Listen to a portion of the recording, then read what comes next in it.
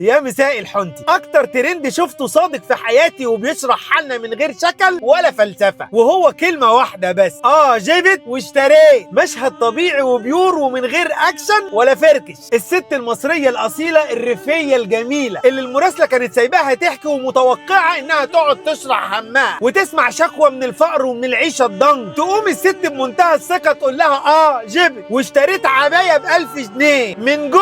من جوه كانها بتقول لها مش من على الرصيف، دي مستورده من المعرض ونفعتهم ب1000 جنيه وهي بتقبض 2000 جنيه معاش، يعني نص المعاش راح في عبايه عادي. المهم ان قلبها مرتاح. المراسله بتقول لها خلاص ما تطلعيش العبايه تتحسدي، قالت لها لا يا اختي هطلعها اهي، ومطلعاها وكانها جايبه هديه من باريس. بس من جوه دي مش ست فقيره، دي غنيه وقويه، غنيه برضاها. النموذج المصري الحقيقي، مش معاها ذهب ولا حساب بالدولار، بس عندها قلب مليان رضا وبتضحك، والعبايه في ايديها زي رايه النصر. لو سالت واحد معاه ملايين في البنك هتسمع نكد، هتسمع شتايم في البلد، ونص ساعه عياط على الفلوس اللي مش بتكفي، وسؤال فلسفي بقى: احنا عايشين ليه اصلا؟ لكن الست جبت واشتريت مش محتاجه تحليل اقتصادي ولا تقرير من البنك الدولي، محتاج تسمع منها وتتعلم الرضا. مش انك تكون غني، الرضا انك تضحك وانت ماسك العبايه الجديده وتقول من قلبك الحمد لله. شيروها له.